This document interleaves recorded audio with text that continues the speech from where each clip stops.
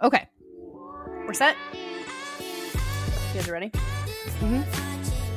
I'm ready.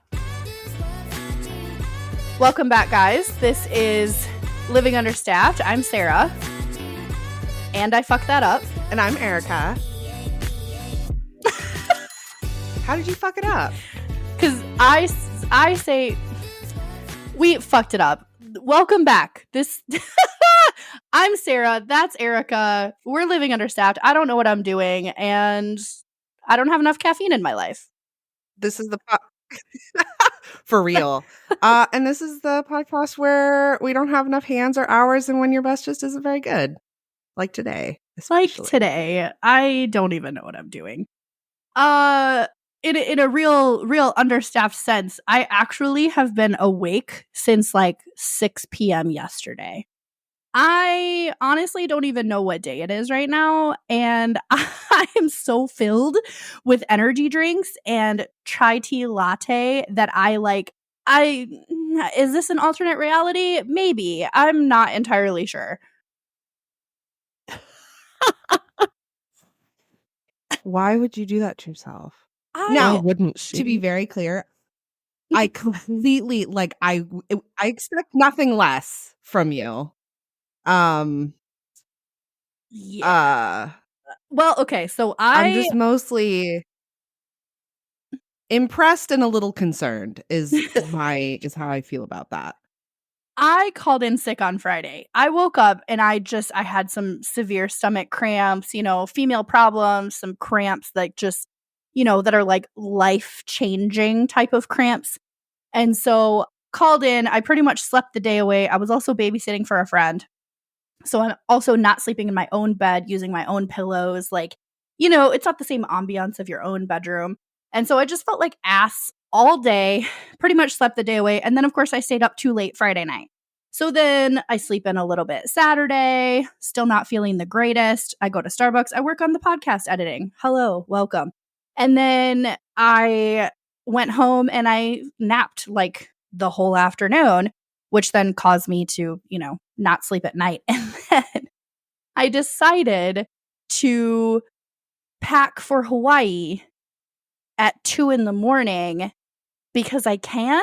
And then I'm going to a ball in Hawaii, a military ball in Hawaii. So then, of course, I had to put on my ball gown and figure out what heels to go with said ball gown so that I can look as fabulous as possible, obviously.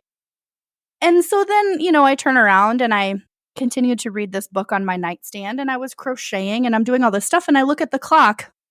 It's 5:30 in the morning. And I'm like,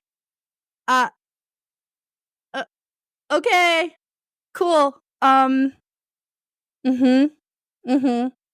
then I took like an hour nap, which was cool. But then I got up and I haven't felt tired. So I'm sure after recording, I will be dead and asleep. Hopefully not both. That'd be great.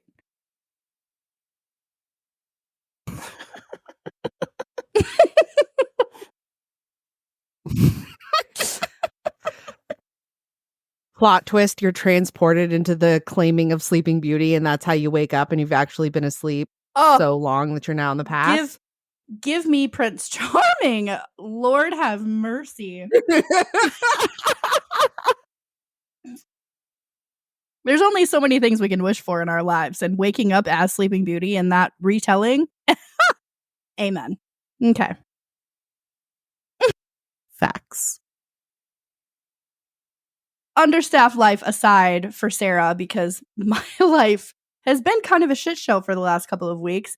Today, we have author Meg Becker / Wingwoman Oracle / one of my best friends on the entire planet.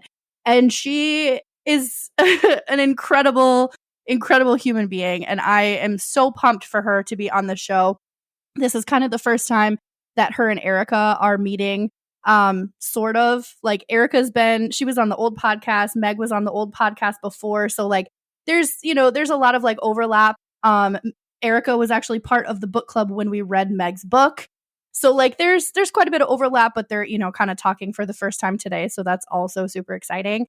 Meg, I do today we have you on the show because we absolutely have to talk about Tasting Sin, because sweet Jesus, I got my copy from Amazon and I devoured it. So we we absolutely have to talk about Nelly and Ronan today because it's delicious. Literally tasting sin. But like, you know, Delicious is the word. we will hashtag it. But, you know, first of all, tell me about you. Tell me about your work. Tell me about how you have been understaffed, just to kind of, you know, bring into the theme of the show. Girl. Okay, well, hello. I'm Meg, as she said. I have been writing spicy romance it's been, I guess, 3 years now. I started publishing about 2 years ago. But it doesn't pay the bills yet, you know. Buy my books so that it can. I work full time in construction. I am a construction coordinator and I work with doors. So if you notice, my books will always point out the doors. That's a subconscious 100%. thing, but it happens. But I am an indie author as well. So I write and edit and market all of my own books. And I am currently getting ready for a 10-day road trip where I am going to sign books in New Orleans.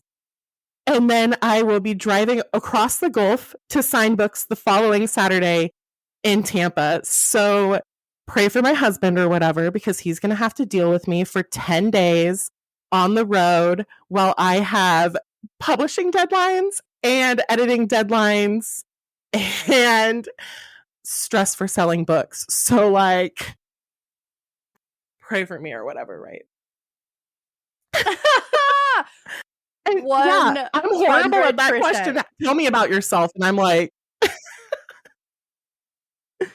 I don't know.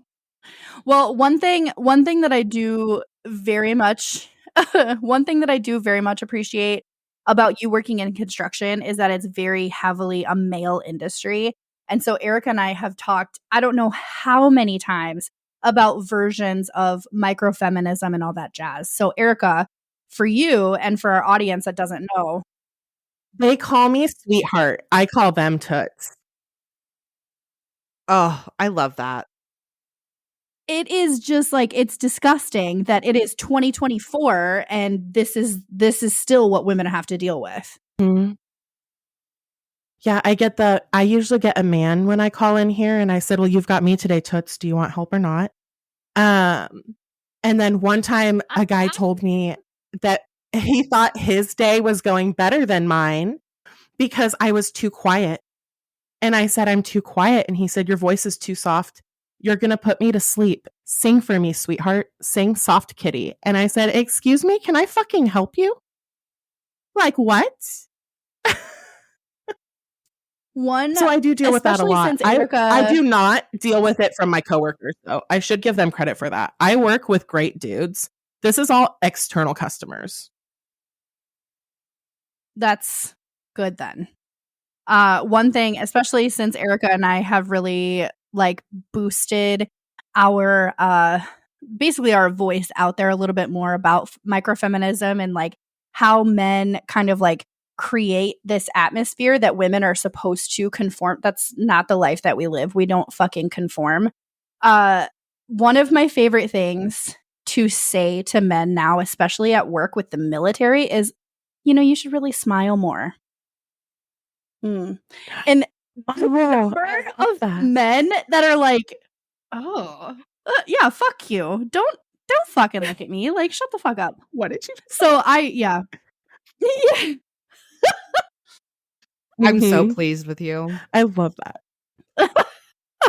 I had one of our, and I can't really, I kind of work with him, but in a totally different section. It's hard to explain. But he came in, and I'm very, working with the military and being married to a military guy for so long, I treat everyone like a human being.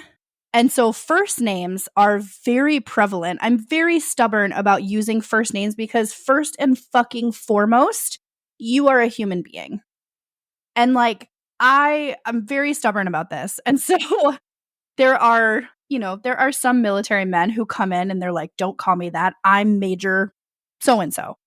Understood that you have that level of respect, but your name is Lewis. Thank you. So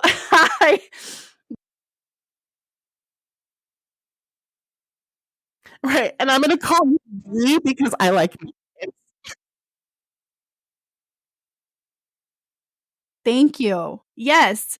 So this guy we had another person that had come in and was telling us a story about a student. We're dealing with the issue. He was kind of like waiting in the sidelines, waiting to have a conversation with us. So he walks in and he goes, "Hey, I don't know if you remember me." And I looked at him and I was like, "Hi, Lewis. How are you? What can I do for you today?" And he goes, and the man's like 6'4", and he's like, he just stops and like looks around. He's like, "How do you know my name?" And I'm like, "We've literally worked with you for 2 years, dude. 2 years. Of course I know your name." And he was so It's literally on your email address. flabbergasted that I was like, do you never get treated like a human? Like, how does that work? So it is very prevalent in the military community as well, because I want to punch some people in the face on a regular basis. Most people. I am going to throw out this story too, and I will probably cut it from the episode, but Erika, you know about the guy Joe at work who's like 60-year-old dude, boomer, like he expects everything to be done for him because he doesn't know how to. This man, when we talk about micro-feminism, okay, this man is very much the man to walk into my office and be like, "Hey, can you do this for me?" And I will be like, "No, I cannot. I am not your secretary. Have a good day." And he gets all kinds of like, oh God, because I'm supposed to be the customer service person. No, sir. If you need an email sent, that's why you have a fucking computer and an email address. That's how that works. So a week ago, he comes into the office and he hands me this like really nice pair of scissors, right? Like industrial type, like really sharp shit. "Hey, can you give this to Amanda?" And I was like, "No." And he's like, "Well, why?" And I kid you not, that little like, "Oh, why?" Like that's his voice. And I said, "Because you have 2 legs and her office is right fucking there. Go put it in her office." "Well, she's not here." "We keep her office unlocked during the day. Go put it in her office." "Well, I have to go to class." "I'm not your secretary." So then the next day he comes in and he's very much the guy who like vents about work on a regular basis. We all do that. And so he comes into my office and he's venting about whatever it is that is afflicting him. And that day it happened to be our color printer isn't currently color printing because of the cyan ink. You got to order it specifically from whatever fucking contractor it is. The ink didn't get delivered to our office. So like our building is 3202. So he calls and follows up, "Hey, that was supposed to get delivered yesterday. What happened?" And the person that signed for it is in building 3201, which is still the same complex. It's just a different entrance essentially to the building. And he's bitching about it because it didn't get delivered to the right office. Now he has to go and now he has to order another one and we have to wait a few extra days. And I said, "Did you call anyone in building 3201? "Well, who am I supposed to call?" "Fucking anyone. Like literally anyone to try to figure out where How the about fuck our ink." the person Yeah. the person And who just he signed Walk for it. down there. Well, okay. To be fair, the person who signed for it was Misco, which is the name of the building. It's not an actual fucking person. So fairness, understood. But when I suggested this, because I also have very little patience for him, He literally was like, oh, Sarah, I just, whatever. And he literally stomped out of my office. 60-year-old man. He had some big Nobody. hair. Thank you. I know you listened to that. I'm sure you watched the short of me because I used to do that all the time to one coworker. It's my favorite. When I worked at that particular place, it was fucking all of them. And I'm like,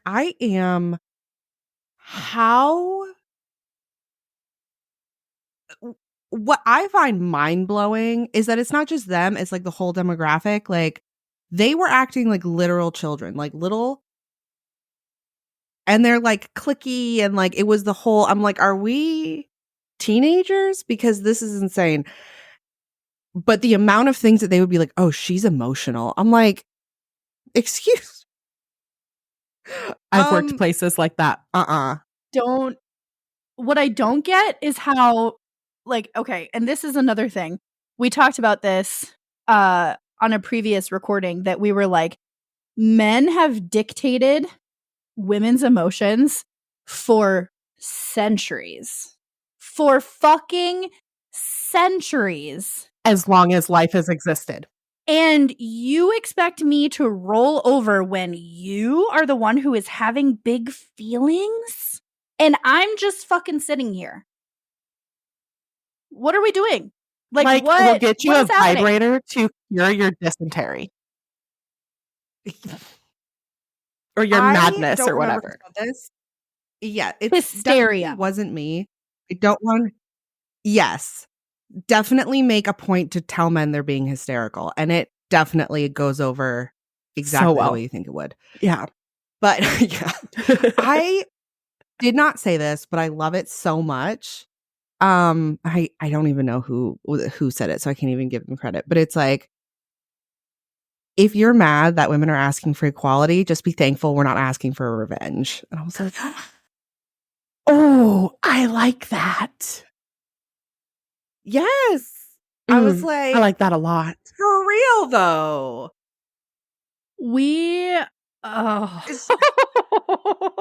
Especially just like in our, like, I've been in a professional, like, administrative setting for like years, 13 years maybe. And like the things that were acceptable to say and do, and even like younger, like, you know, when you're going to a bar or whatever, the things that were socially acceptable to say to me are definitely better now than they were then. And that's only like 10 years. Sure. And we could still get so much better. Like, so when people are like, oh, like, I don't think men realize it's not just, it's so many things. It's so many small things. And it's like, we are in our 30s and we've experienced it a lot. And like, this is the age of like, well, you can have a job and you can have your own bank account and you can have all like legally we're finally on the same page. If you look at it on paper without any of the social context, women can do the same things as men, except it's fucking not still. It's definitely not. Even with like medical care. So like I went through a bunch of like medical care a couple of years ago that they would say, did you discuss this with your husband every time we had to make a change to one of my medications or anything? Because it was fertility care. So they were like, he has an opinion on it. And I'm like, I'm married to a man who says whatever you want, babe. But the fact that they said, did you discuss this with your husband almost every single time? Or is he going to be there? Was borderline appalling. And not borderline. I mean, like full past the border into appalling. It was. Yes. I also went through fertility stuff in Missouri and it was horrible. Also, don't know if you dealt with this, but I dealt with this all the time where they were like, have you tried just losing weight? Oh my God, I literally left a doctor because she was like, well, how much weight have you lost? And I was like, you literally just told me that I have severe hormonal disbalance and ovarian failure. And you're asking me how much weight I lost? My girl. Yes. And it's always it's like, just lose weight. I'm like, okay. Oh, that fixes me. If I had known. Thank you. I appreciate. Got it. I'll just lose some weight now. Perfect. Right. Thank you so much. That'll save me thousands of dollars. I appreciate it, Doc. Yes. Or the amount of like. Sorry, I could rant about this for so long. On the opposite end of that spectrum, also fertility issues. I've lost over 100 pounds. Guess what? Still can't have kids. Like, are you fucking kidding me right now? So it's not always like I feel like the three of us could sit on this fucking hill and die here and be fine with it. We'll have our fucking iced coffee and just be fucking sitting here relishing in it because this is so important, but it's not talked about enough. Oh. And we'll also have snacks. Whole milk. By the way. And snacks, because if we're going to bitch on this hill, we're going to do so fat and happy. Thank you. Yes. Thank you. Oh my God. Son of a. And even like also, so like we have fertility stuff. I have fertility stuff and my husband does too, except nobody asks why my husband is. I don't know if people did this to you, Meg, but I definitely had a couple people when I was working at the 43rd. They would be like not a lot of people knew about it, but the people, like there was one woman who did, and she was like, "Oh, have you tried the keto diet?" And I was like, "I don't think that's going to help Nolan's sperm count." And she was like, "Yeah, like it's fucking taboo to talk about the male reproductive organs." It's fucking obscene though. It's like it's the woman's problems. It's the fact that her cervix is doing X, Y, and Z. Or Erika, what was it that men just thought that the cervix just floated around the body and that was the fucking problem? That's what causes hysteria. It just floats around your body. That's what causes problems. Unfucking real. And it just the amount of men who not just men, but women too, the amount of people in our current human population that are like, "Oh, what's wrong with the female?" Bitch, maybe it's the man. Like maybe it's his fucking sperm count. Maybe he's fucking shooting blanks. Oh. I mean, do you want me to tell you what's wrong with me? Because I'll start at the top of the list. I work way too much. I stay up too late. I probably didn't drink enough water yesterday, and I definitely 100% shouldn't have spent all that money on Amazon I spent last week.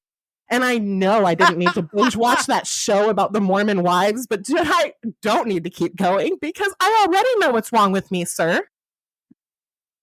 Yes. It was all what was it? The tampon study that they did where they tested 40. I think it was 40 in that. I could be misquoting. It could have been 14. I don't actually remember. Either way, too high of a number of brands. They tested their tampons and every single one of them had lead or arsenic in them. And different kinds of metal in them. Yeah. I was like, no way. There's a reason I never used tampons. Partially because I didn't ever need them. Thanks, hormones. But like, no, I wasn't putting that shit in my body. I did not trust it. And scented tampons, I'm pretty sure those only exist so that we can buy the wrong ones and have to go back to the store again. Yeah, a man invented that. Facts. A man 100%. 100%. Who wants? Ew, disgusting. I don't know a single woman who likes scented tampons. Not a single one has been like, yeah, that's right. Get me the spring fling flavor, please. Like, no, thank you. Yes. Yes. I want my vagina to smell like Gain. Fresh laundry. Yeah.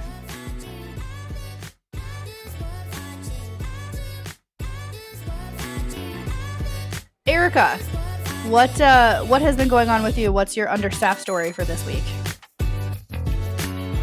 I have a couple. So I'm on this weight loss medication. I was on it for a long time, and then my doctor was like, "Well, you're doing really well on it, so let me just take you off because I don't know." And then I went off of it and I immediately gained 25 pounds. And I was like, whoa. And after like fighting with her and being like, it's not just me. Like my weight is not just me eating exclusively Reese's peanut butter cups. Like I work out and I do all of these things and I still hold on to fat like a British peasant from the Middle Ages. I'm sorry. There's nothing I can do about it. Right. Please, sir, can I have some more? Me back. Yeah. So she puts me back on it, except there's a shortage now. So I have to drive all over to try and find a pharmacy that has it. And the problem is that so I have to call her or like put it in like I'll send her a message or whatever. And she'll put it in and in the like 30 minutes it takes her to put in the prescription, which is super quick. Like my doctor is actually pretty great. It'll be sold out of that pharmacy. So I have to find another pharmacy. And shit, I think it was like Thursday, sometime this week. I get off work late. I drive to Rayford, which is like 20 minutes west of me. And by the time I get there, they don't have the medication. So my doctor puts it into another pharmacy that I called that has it. And they are on the opposite side of town. So I have to drive another 45 minutes to this pharmacy where I finally get it. But then it's like 6:30 or something. And I have dance that night. So I have dance at like 8. So I go to McDonald's because I'm not fucking making dinner. I'm like trying to drive home and I get there and I'm like, this is terrible. So yeah, that was just my whole night. And I'm old. And also I had to stop at a Food Lion because I had to pee so bad. And there's nothing worse than having to emergency go to the bathroom and you aren't near your own bathroom. The worst. Correct. Maybe I'm just old and finicky, but I'm like, and I was wearing heels that day because I wanted to be cute. So I'm like, and then like today I don't have an excuse. I just really like. You got stuck in traffic. Yeah, I got stuck in traffic. That's seriously, that's going to be my excuse forever now because I do it at work all the time. I haven't been able to get to work on time ever in my entire professional life. Ever. Like I have, and every time I've like gone from a job to another job, they're like, you can't do this forever, Erika. You're going to have a job where you're not going to be able to be late. Lies. Be late. Get that coffee. Because I have been 15 minutes late to work every day. Now, am I also kind of an alcoholic? What? And like, go on the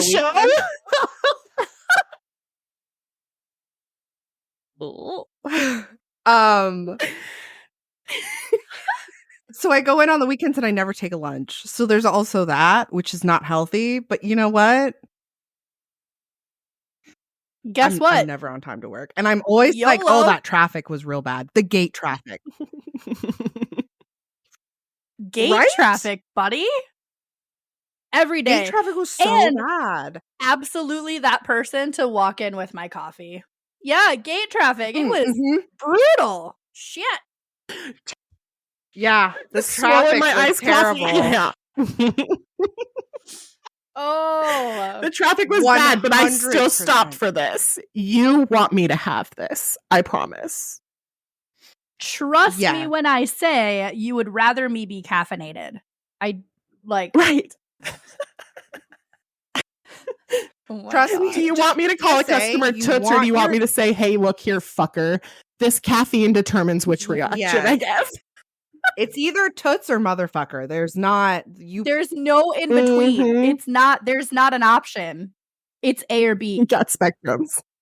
Yes. If anyone needs to be caffeinated, it's your admins and customer service. So please. Amen. Or your coordinators. Coordinators also. Yes. Coordinators also. Oh God. I will say, shout out to the last place I worked, the Corps of Engineers. They celebrated Admin Day.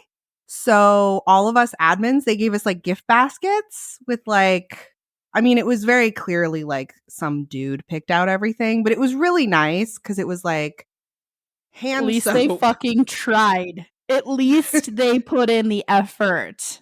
Like, but yeah, it was really nice. And all the guys that I worked with were like, hey, happy admin day. We really appreciate everything that you do around the office. Like, you really help us out, which was so nice because I've never worked anywhere where they do that.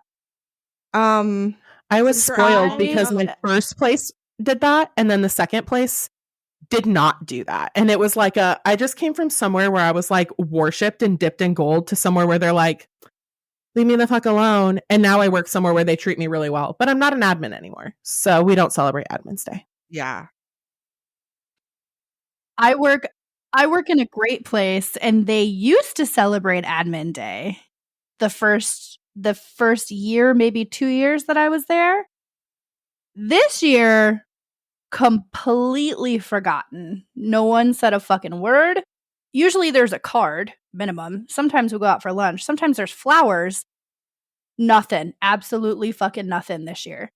And then I am going to be a petty bitch for a second, but I will not shout out to the Corps of Engineers because they offered me a job and then rescinded that shit this summer. So I kind of have a fucking bone to pick with Corps of Engineers. So I'm glad you don't work for them anymore. Fair. I do get paid more at my current job, which is why. Hey, also, we do like love money. My current job. Yeah, I do like money. It's a lot easier to like your job less if you are getting paid more. It's also a lot easier to feed my coffee habit when I make more money. Yeah, I have always followed the philosophy of like, I'm not gonna budget. I just need to make more money. Excuse you. If you want life advice, don't follow Erika. That's not. No, please follow Erika. I am about this. I need unhinged and feral, and that is everything to me. If you want unhinged financial advice, I am your person. Same. Want to have a retirement account? Don't listen to anything that I say. IRA, what girl? Book the vacation. Oh. And I'm going to advocate for myself on this one. If you want help with retirement advice and being able to plan vacation, follow me for more. Because That's really correct. That's fair. I cannot. I can't. To be fair, though, Sarah, you're the only person I know who has their like financial shit together and is also fun. Facts. Aww. I mean, I won't say that though, because I do have some friends who have their shit together and are still fun, and I wish I could be like them more. But like Sarah is pure gold, let's be honest. Oh, absolutely. God. Well, an absolute gem. Rose gold. Let's be clear, it's rose gold. The best of the golds. Because she's already turning pink. So we already know. Hey. Just let us compliment you. Right. Take it like a good girl, Sarah. First of all, don't attack me on my own show.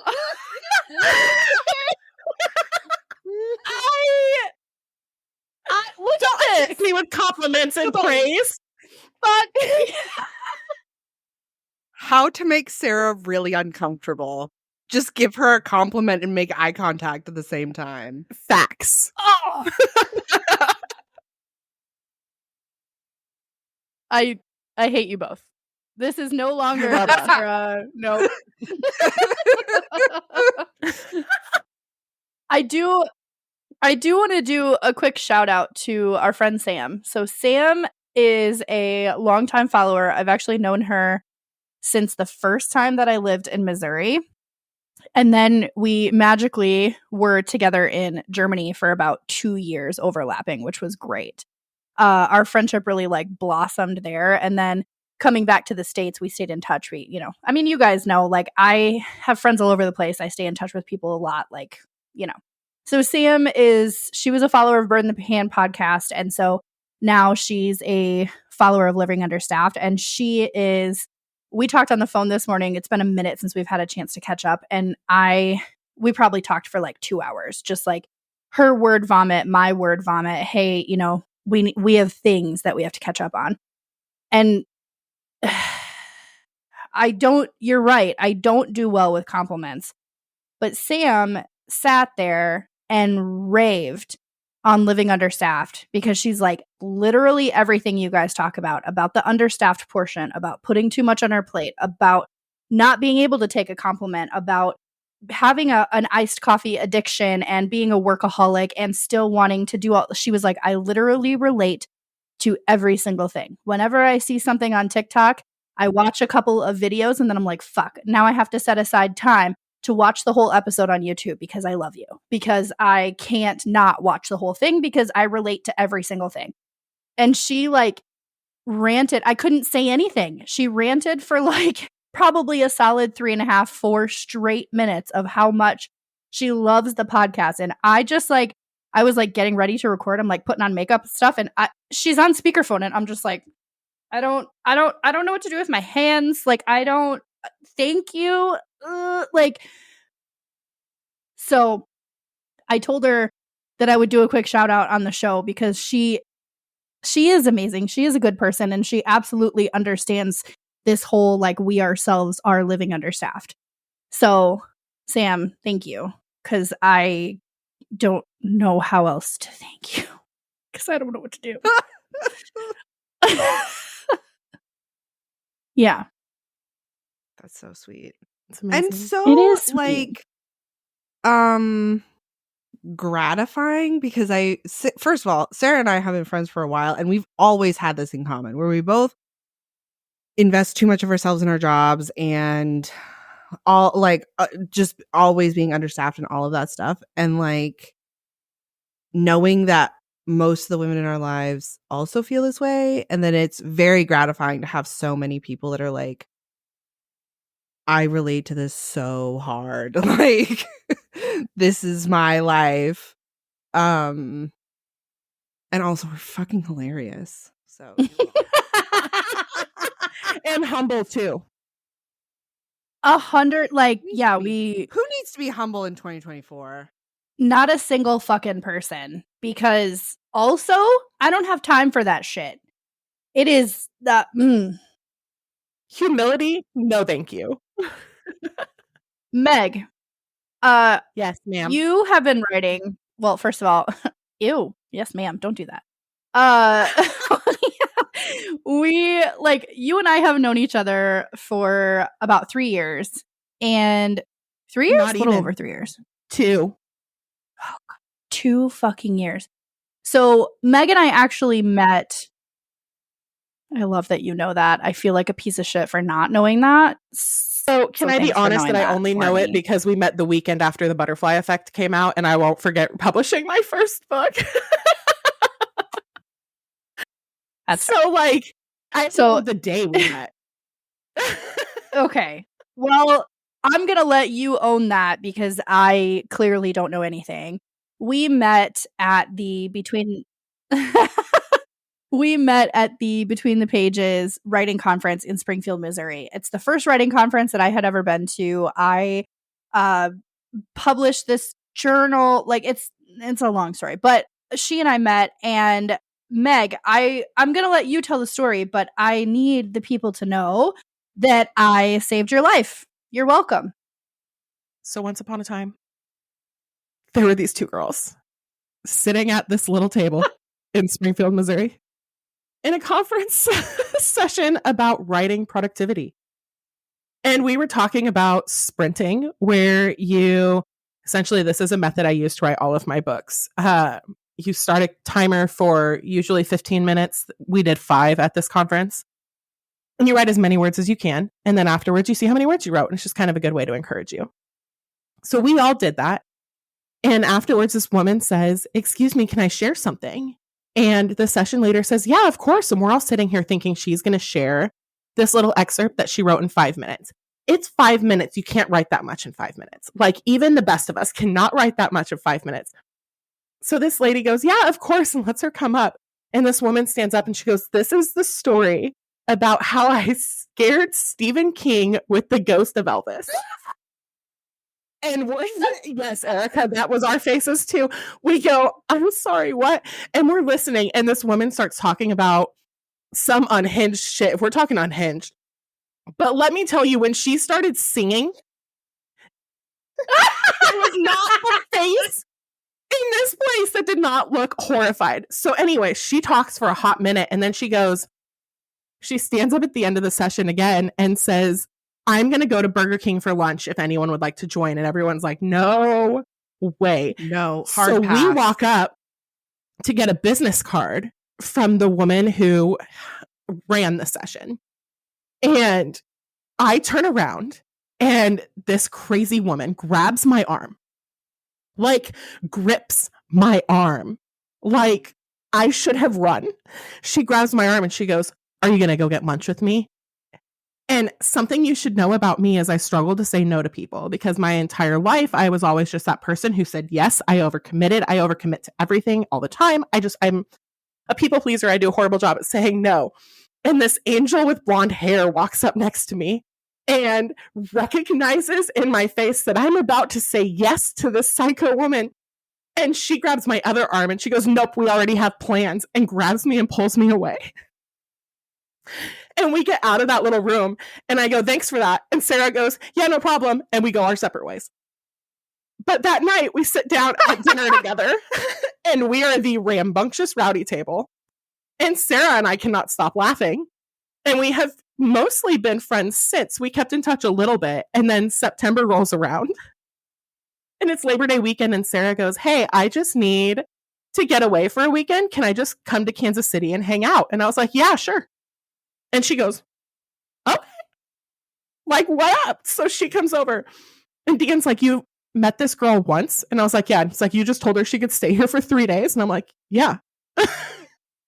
And we've been attached at the hip since. It has been 2 years. And people are like, so you guys have been friends since like what, elementary school, middle school? Are you guys sisters? And we're like, no, we met like 2 years ago.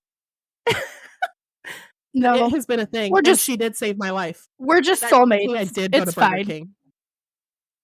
That's right. And I ate it in my car. I went through the drive-thru and I ate it in my car. And I went back in and I walk in with the Burger King cup and I walk in and sit down in a session and I see Sarah just eye my Burger King cup like, bitch. Hold on. I just saved your life. Like, what the fuck? Yeah. Oh, yeah. This lady. And Meg, I think I will have to look. I think that I still have the voice recording of when this lady started to sing in the session. I'll put it in the podcast. Erika, this lady was like sing along. It was wild. This the name and why let me know.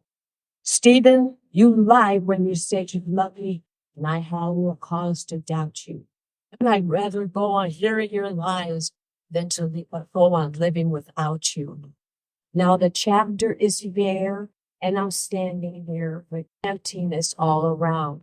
And if you don't come back with me, Stephen, they can bring the curtain down. Is your heart filled with blood? Can you come back again? Tell me, Stephen, are you lonesome tonight? There. Thank you very much. That's it, Bill. A second look reveals a plot. The vine of gossip drunk on power. Rattle and tattle within the hour. Revenge could not be sweeter than death to a deceiver. Wait a minute. She was talking about conspiracy. She was talking about how her husband was murdered, how he was kidnapped by the government, that there was this whole thing. And you could, like, the room collectively was just horrified, like trying to figure out what the hell was going on. Witnessing somebody's mental breakdown. Well, and yes, she said, and this I've written so many books and none of them get published because the government won't let me publish them because it gives away too many secrets. So the government keeps stealing my books. And we're like, the government is stealing your books? Lady, there's no way in hell there's actually an FBI agent out there watching your computer going, this little lady in Springfield, Missouri, who's definitely in her late 70s and gearing towards hospice, is going to be actually a threat to the country. There's absolutely no way. No. So she was insane. Not to mention the session leader, okay, the whole room was collectively horrified. The session leader was trying to figure out, because the session leader also, so she like hesitantly gave her the mic to speak into, and then she was trying to figure out, because the lady like took the mic. She was like, give me this shit. You gave me a platform. I'm going to stand on it. And so she's trying. Her hands on the podium. She did. She did. So then she's like trying to get the mic back and trying to reel this lady in because she is ranting. Like she is on a roll. And so she's trying to like make it happen. At least. And so also the worst part is that once she finally got the mic back and kind of like reeled in everyone's horror, because it was what there's no words. I don't even know what just came out of my mouth. There's no words to explain what it was. It just happened. Then the session leader, and to our good selling authors club, I love you. I miss you guys very, very much. The session leader then goes on to say, none of you will be bestsellers. No one in this room. She said that at the panel when the entire conference. I know, at the end. The end.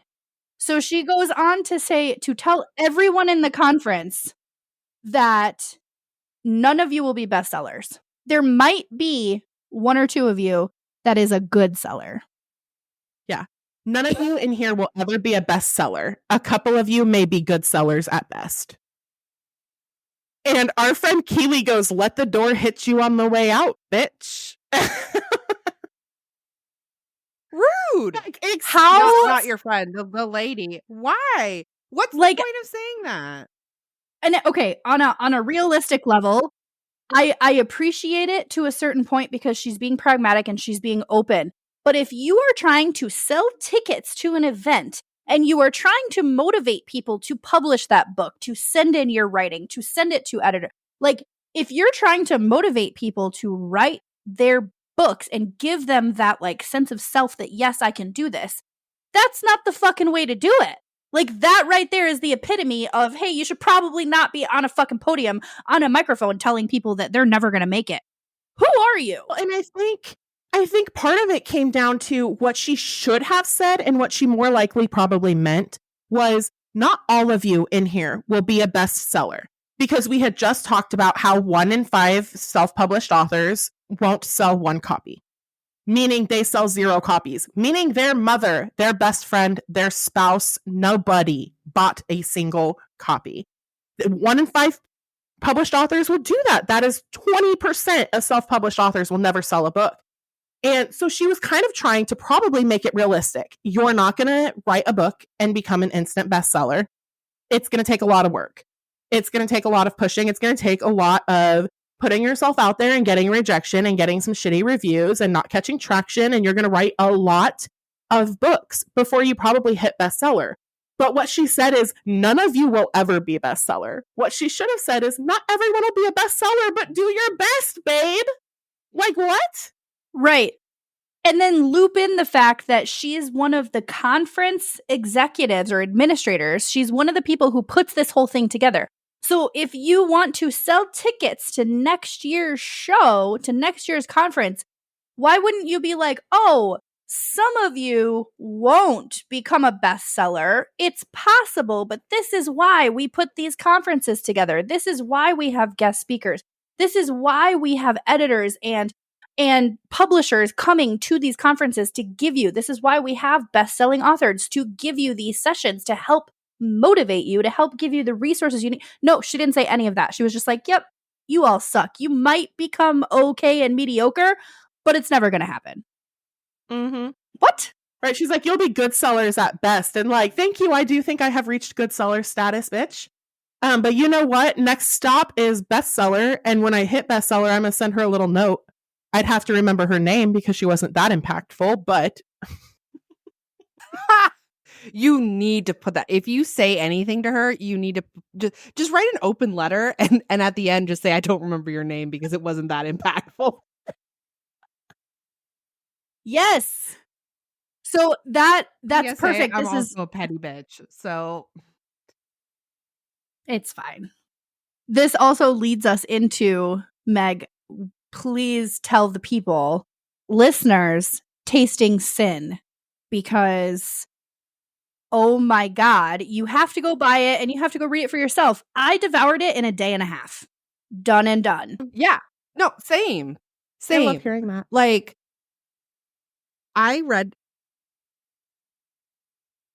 Sarah can attest to this. Normally, I am not a contemporary romance person. I have been lately.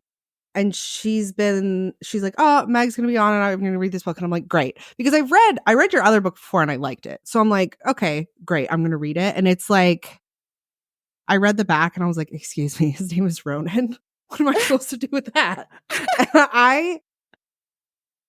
I read it so quickly. I read this book so quickly. It was so good. I was texting Sarah some commentary. Yeah. Anyway, there are some scenes that I was like, So I have to say, so when I started writing, I'm going to back up just a tiny bit on this. When I started writing, I've written my whole life and I kind of took a break after college, and around the pandemic, so many of us had issues, but I had a lot of my life kind of fall apart really fast. I lost one of my best friends, and then 3 weeks later, we were in a lockdown. And 2 months after that, I was diagnosed with the infertility issues. And it just kind of spiraled, and I was in this horrible funk. And my best friend and I were reading a lot of smutty romance. And she said, why don't you write one? Like, you could totally write this. And I said, I don't know. And she said, just do it. So that year I wrote one, and it is now published. It's called Don't Fall.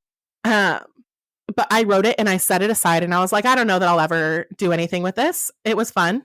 And I ended up writing The Butterfly Effect. And as I was writing The Butterfly Effect, they ate in this little pizza shop called Anthony's that was in Chicago, and it's a chain. And William Carlisle, the male main character in The Butterfly Effect, makes a comment about how he's friends with the family that owns it. And that was it.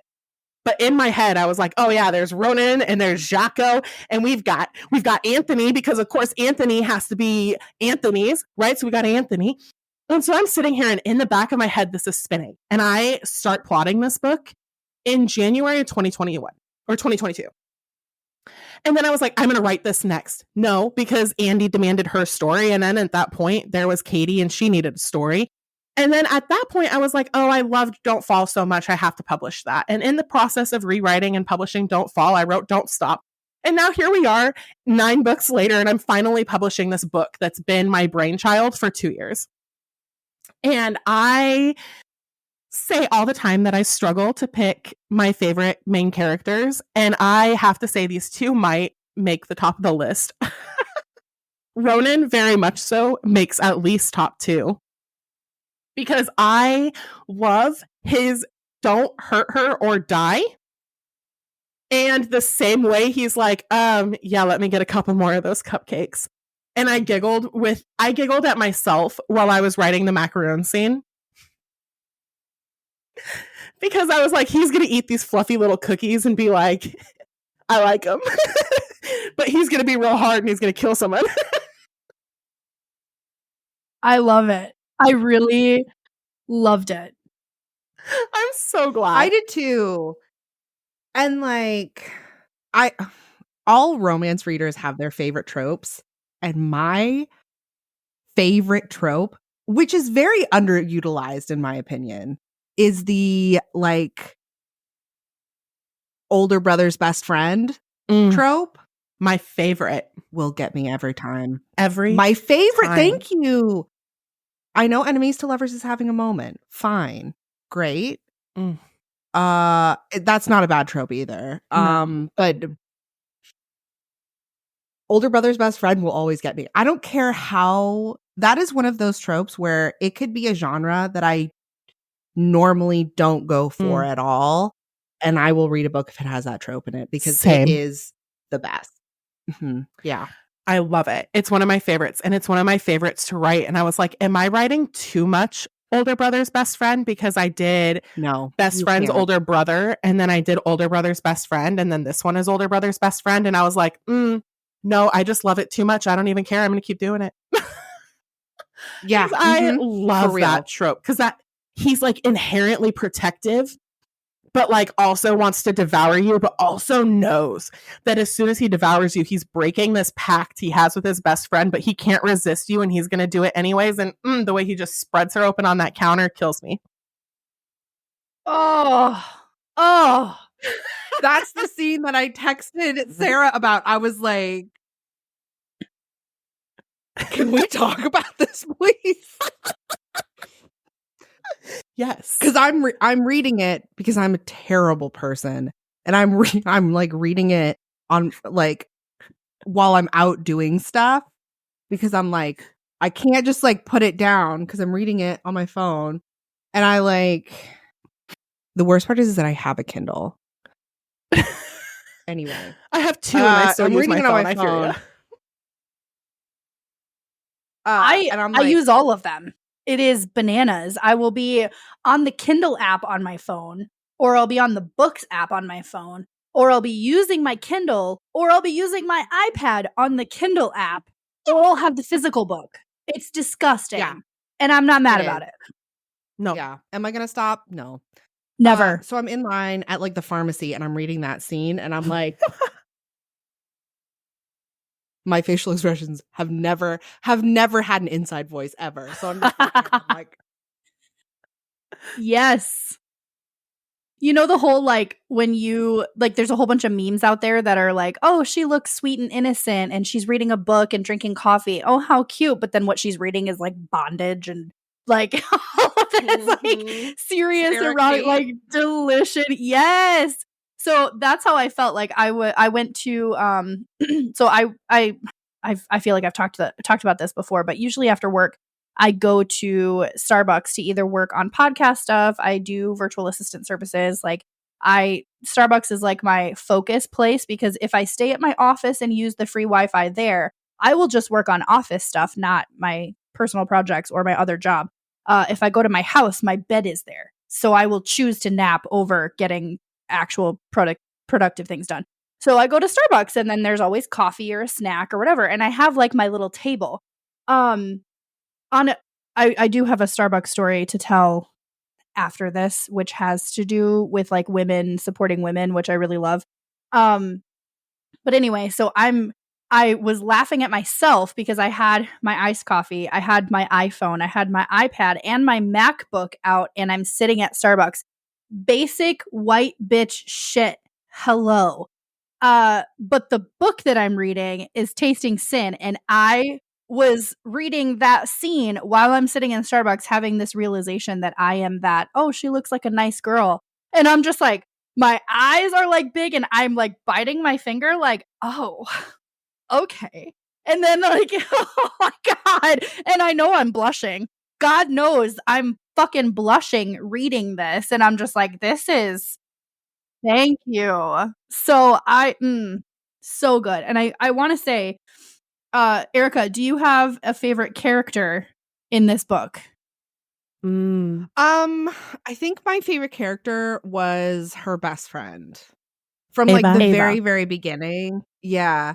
Cause she was like, I don't know, just like throughout the whole thing, she is like Nellie in that she's very like no nonsense, but also like, I don't know. I just really enjoyed her as a character. And one thing that I really liked about this book is like I love side characters, first of all. Love Me side too. characters. Love it when side characters get their own like story. So like the cat, I'm all about it. Like every side character, I'm like, this is great.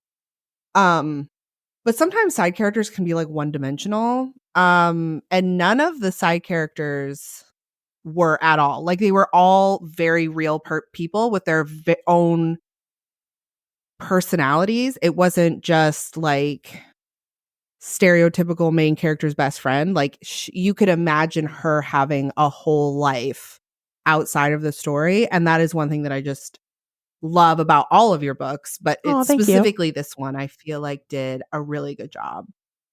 Well, Ava does get her own story, so it's just don't think I didn't notice her having a little.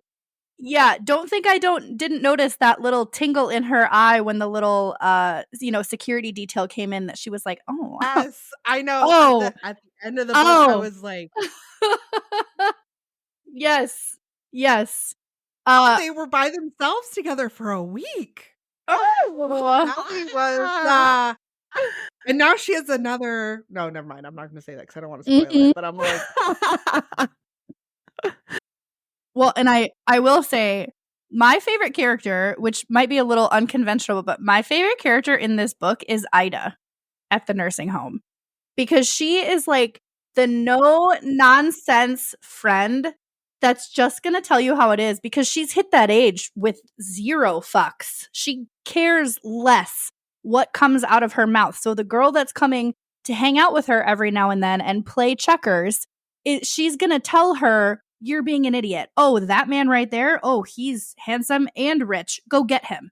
Like, I loved Ida. I loved her so much. And like, she's just like this sassy old lady. And so the one quote, what did I wrote down? So she knew that Ronan was right for Nellie. And Nellie at one point, it was when she came back after like a whole bunch of shit happens, right? So Nellie says, "Well, he lied to me." And Ida says, "Was it for a good reason?" And I immediately, because not everybody asks that question, right? Like, "Oh, he lied to you? I'll die on that hill. He should have never lied to you. How dare you?" But then the flip side of that is like, "Oh, was there a good reason?" Shit. So Ida, hands down, my favorite character. I also have a favorite. I have a favorite quote that I want to read, because it's there's so many, but this one really got me, where you kind of got like a little bit of goosebumps, and then my heart like melted in the same moment, because yes, Ronan is like this strong, tough, delicious man that runs a business that, may or may not be a part of a bigger organization. And like, there's like the family feud, and there's all these beautiful things. And so for a man who's like in that strong sense of himself and his masculinity, who's also kind of breaking down some of those walls because of this woman, Ronan says, "I needed you to understand." Nellie says, "Understand what?" And he says, "That this is who I am, and you're a part of me now." Oh, are you fucking kidding me? Like, I got goosebumps reading that, and I was like, well, that's it. I'm invested. This is my entire thank you so much. This is my personality now. Yes. So wherever there is a Ronan out there for me, like, I'm fucking waiting, buddy. Jesus. There's Ronan one Moretti. scene, the scar scene. Ooh, the scar. Yes. That scene is going to haunt my dreams in the best way. You are welcome. That was another scene where I was reading it and I was like, oh. Or like, because you can just imagine like how sensitive it is, right? And she's got her tongue doing what she's doing. And it's like, ma'am, excuse me. Yes. Yes. And I also like in a writing like mechanics sort of way, like I really like authors that can describe things or like books that I really enjoy reading are always authors that can explain things in ways where you know exactly what is going on in the scene or how the character feels or like what a character looks like but only using a few words. So like that scene, like when you describe the scar, it's not super long or wordy, but you know exactly how both the characters feel and like the importance of that scene in the character development. Like you, as the reader, you know exactly why that scene is important and like how this level of intimacy, especially for Ronan. And it's just, it like, because sometimes if it gets really where I get lost in it, I'm like, I don't care about any of this. Sitting But there I'm just trying to figure out where I'm their just leg really is. impressed. Yes. Oh, the amount of times I'm like, I can't read this anymore. I can't. The logistics alone. I do want to tie in. Call out to Morning Glory Milking Farm because the logistics. Anyway. I do want to throw out there, and Erika, we have an episode that we'll have to record about this, but we have brought it up in conversation before about terminology used by some authors. And I know Meg and I just talked about this because we posted a reel, I don't know, a few days ago. And her seam is something that Meg has used in her books before. And so I want to bring this up because she kind of called her. She said in her reel, she said she hates milking. when you say milking, like her pussy milked his cock or whatever. And I use that in so many books. And it made me laugh so hard because I was like, I'm so sorry. But I told Sarah, so when I wrote my first book, when I wrote The Butterfly Effect, I had a couple of friends read it for me. And one of those was one of my best friends and her husband. And he gives such great feedback and he's so thorough. And I was like, I'm going to love having you read this. And there's a scene where Jules is bent over her boss's desk. And I describe her panties as being damp. And he crosses it out and he goes, use the word dewy. And I went, dewy?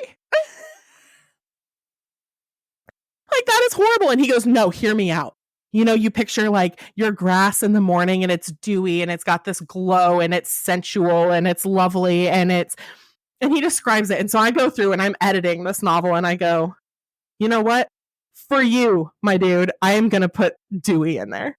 So I change it to dewy and I submit it to my editor. And as she's reading through it, she gets to that point, she strikes it. And sometimes she'll change a term and she'll tell me, or she'll point out a word that's like problematic or something. Like I use "you're driving me crazy" a lot. And she's like, stop using this. And I was like, you're right. I'm sorry. Or like I'll use the term bitch or the term pussy or something. And she's like, that's really offensive. And I was like, you're right. I shouldn't use that. Unless I'm trying to be genuinely offensive, which I will leave it in there at that point.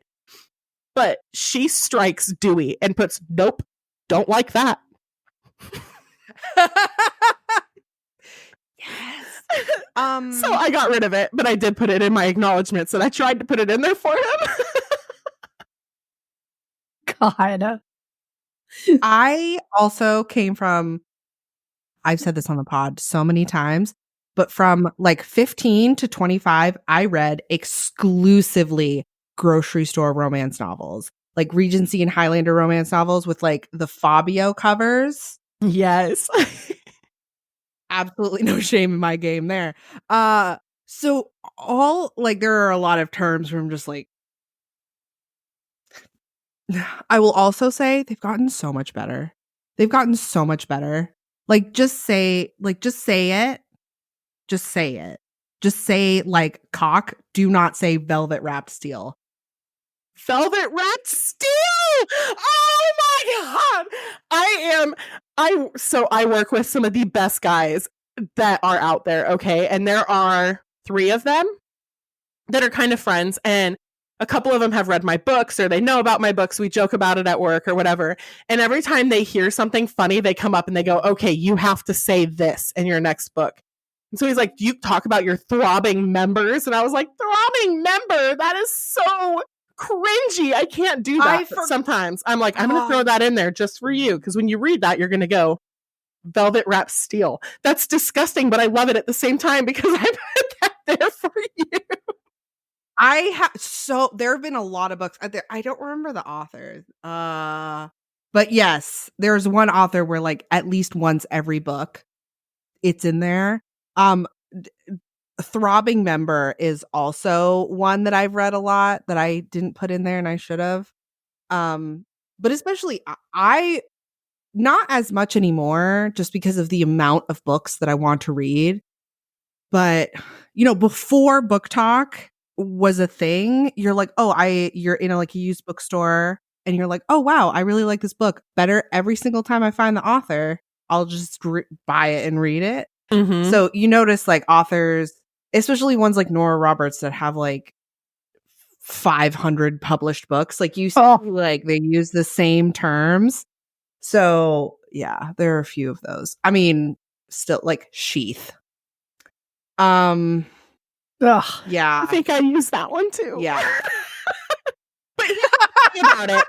So like something we learn as erotic, spicy authors in general is that everybody has their own words they don't like, and you're never going to satisfy everyone.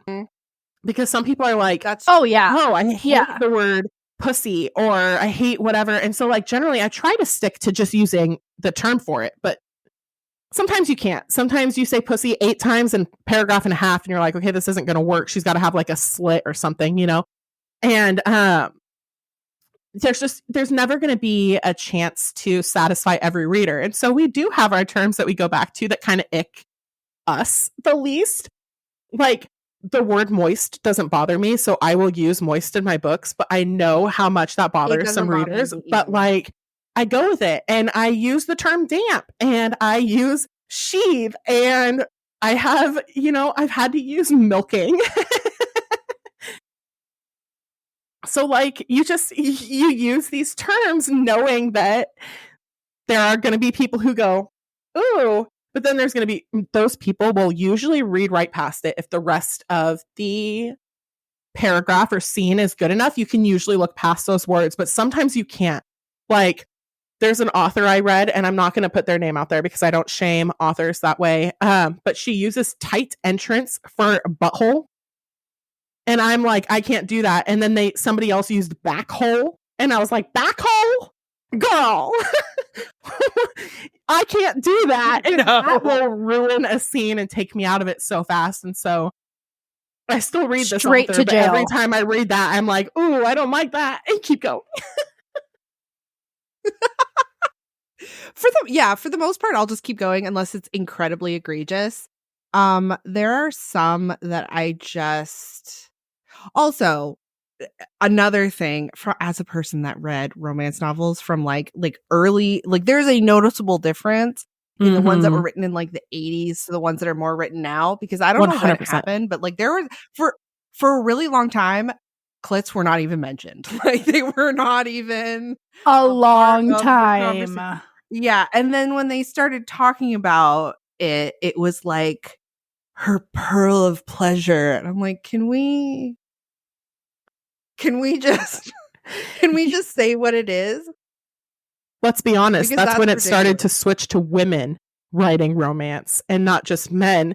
I don't know if you've read anything, or women at the very least, women editing romance novels. That too. See, I like to think there's an author I follow on Twitter, and I can't remember who it is, but her profile, or she has a tweet somewhere that says, I tell people I write romance, but the woman gets off every time. So really, I write fantasy. And I laugh every single time. Oh, I love that. Oh my God. Because it's so good. And in one of my books, I literally have the girl not get off because she's with her boyfriend and he like is going and she's like, oh God, just like that. So then he switches it up. And then she finally gets there again and she's like, oh, please don't stop. So he speeds up. And she's like, not like that. God damn it. And so like she gets mad and like, please don't stop or whatever. And he finally finishes and stops. And he's like, that was amazing. And she's like, well, for one of us. And I gave that to a friend and he read it and he goes, okay, that's unrealistic though. And I started laughing and I said, no, sir, because No, it's not. Woman who reads this is going to go, hot in there, girl. Every woman is triggered because the number of men who do that are like, oh, I'm gonna step it up. No, motherfucker, I fucking told you to not stop doing exactly what you're doing, and then you do it, and then you stop. Oh, and he goes, and it's like, no, I said just like that. Damn it. Is that I feel like now I'm just talking out of my ass. I'm just assuming that this is how it goes. Men all are vaguely aware that at least one woman has faked it with them. I don't think they can pinpoint the exact times, and I don't think they know how often it happens. No, that they care. There are some. I'm gonna be slightly kind to the male population. There are some who are like, listen, don't fake it with me. I need you to tell me the things that you want. Okay, I appreciate that. That is different, but it's still the majority of the female population has. And maybe I'm speaking too openly.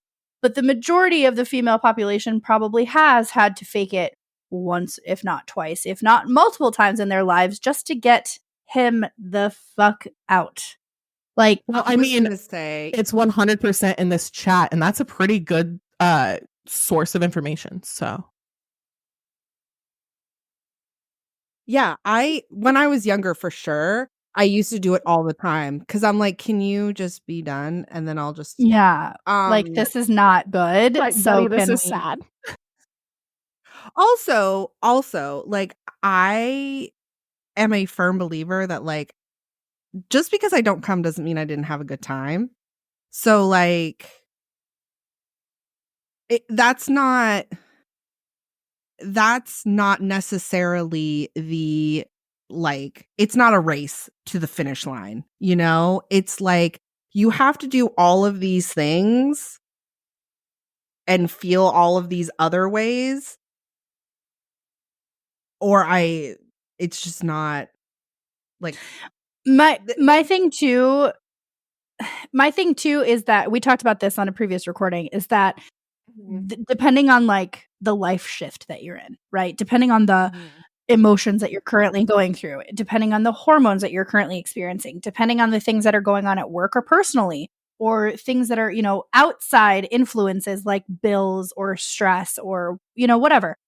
There are also times that it's just not going to happen for me, or the frustration level is so hard that like it's going to happen real quick and then I just want you to leave. Sometimes there's that happy medium, and sometimes it is polar fucking opposites. And like, that's also, to me anyway, my impression is that there's a lot of men out there that don't understand that, because it is a little bit sometimes easier to just masturbate. Yeah. Sorry. Yeah. Not sorry. My toys get me there almost every time. I'm not going to say every time because those bitches don't get charged regularly, and yeah, girl, that's factual. God. When my girl dies in the middle, I get outrageously angry, and so not even just with myself. It is my fault that she's not charged. And I'm like, how dare you? I was close. How dare you? And then, it'll be like days later. The indignity of it all. Where like, you're like, what? Who the fuck do you think you are? Yeah. I can't. What do you even get mad at?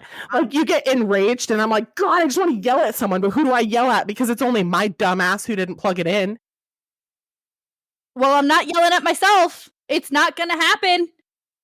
Nope. I'm yelling at a silicone toy with a battery in it. Like, why would you do this to me? Caveat, a dead battery, if we're being honest. A dead battery.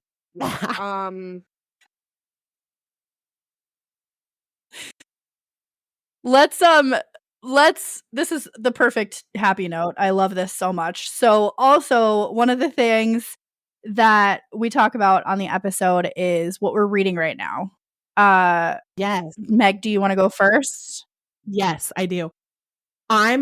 So I don't get to read very often because I write a lot and I try not to read too much in my genre while I'm writing because I'll end up comparing what I'm writing in my rough draft to a beautiful final product.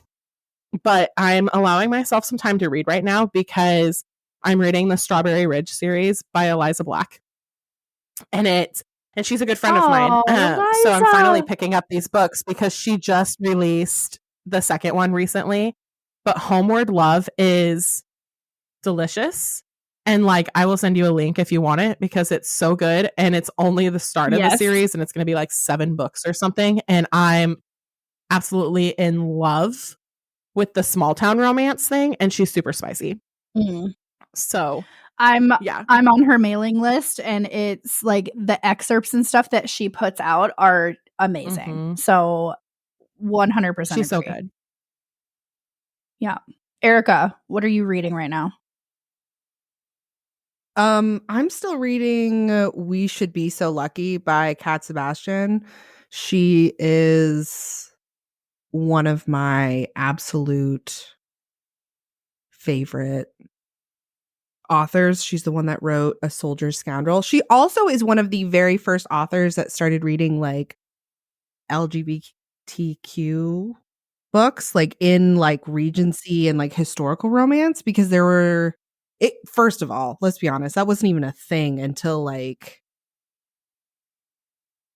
I didn't see a book like that in Barnes and Noble, for instance, until maybe very recently, like within the last like 5 years, maybe. And she's been doing it for maybe like 10 years. Maybe. And I've read all of her books. She self-published some books, and then she has others that are published by like Avon. And You Should Be So Lucky is her most recent book, and it's great. It's like she knows how to do a good slow burn romance, which is what very much what I'm into. Like if you don't want any spice until page like 250, that's her for you. I admittedly am a masochist, and I will stay up too late because I'm like waiting to get to that point. Yes. Yes. One more chapter. Yes. But yeah, they're so good. They're so good. I am in the very beginning stages of The Midnight Feast by Lucy Foley. And like I listen to a ton of audiobooks because I'm always on the move and I'm multitasking, which as far as I subscribe to a couple of LinkedIn writers and one posted a couple of weeks ago about how multitasking is terrible for you. That's not how I live my life. I will not apologize. Like no. Like when I read at night before bed, this is how disgusting I am. When I read at night before bed, I have music playing on the speaker that I'm singing along to on a regular basis. It's not very loud, but it's just something. I'm reading on my iPad or my phone or the physical book. If I'm reading the physical book, then I'm also playing a game on my phone. And Meg, you know what game I'm talking about, that brick breaker thing. I'm on like level 3800 thing. Yes, can't stop, won't stop. If I'm reading on my iPad, I'm also playing a game on my phone and usually crocheting at the same time. This is who I am. So, audiobooks do a lot for me because I can be driving, I can be cleaning, I can be in the shower, I can be working, I can be coloring a book, I can be like, I could be doing a lot of things. So audio books are like my go-to. This one came up as a suggested read. And what got me, the first sentence is from People magazine, and it says, Irresistible, Blair Witch meets the Fire Festival. Okay, sold. The last sentence is a review from The Guardian saying Agatha Christie for the Instagram age. Sold. So yes. So I don't even think I finished the first chapter yet. Some Agatha Christie. Right? I don't think I finished the first chapter yet, and it's just so good. I don't know. You have to send me that link. I will. I have read something by her before, and I can't think of the title of it, but she's great. The Guest List is one of her top, and The Paris Apartment. I read. Mm-hmm. Yeah. What is so? This is called. Hold on. The Midnight Feast. Okay. So we're in it to win it here. I love me some audiobooks, especially ones we kind of talked about this on a previous episode, but your girl has a thing with voices. If if the narrator is good, I am good. So thank you. Quote it. Yes. Done and done. So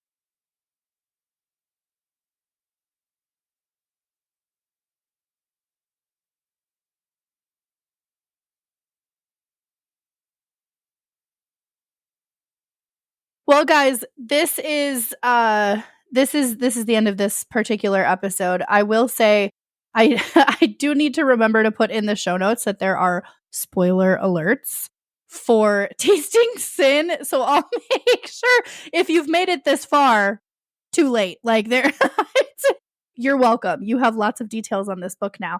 But Meg, I do want to know obviously just a few. Listeners are going to want to follow you and figure out where you're at. So by all means, tell us where's the best place to reach you. So Instagram is probably the best place to hit me up. I am on every single social media platform, though. I am on Instagram. I am on Threads, Facebook, Twitter. I am on Blue Sky. I am on everything. You can find me at author Meg Becker. And I have my newsletter, which is a good way to keep in touch with me. That can get you on my ARC team. That can get you all of the sneak peeks. I just sent out a couple weeks ago the first 3 chapters of Tasting Sin for free to everyone on my ARC list or everyone on my newsletter list. So you can join that from my link tree. I'll give Sarah and Erika the link so they can have that for all of you. And yeah, stay tuned. I just announced my Christmas novella. We're going back to Hazy Cove on the Pacific Northwest, and we are going to follow Bridget and Wade through their forced proximity in the mountains, and that's partnered with Eliza Black, so she will also be releasing a Christmas novella that is going to be called Seduction and Snowflakes, and hers is Sin and Sleigh Rides. So Pre-order for that is out. That'll also be in my link tree and coming out in November. So hang out. We'll be around. And for those of you that need any kind of update, I will be spending New Year's Eve with Meg as a tradition, like we have for the last 2 years. As always. So we will probably do an update episode in December or January sometime to just, circle back and check in. Heck yeah. Which is great. We're also absolutely here for shameless plugs on this podcast. Life is too short.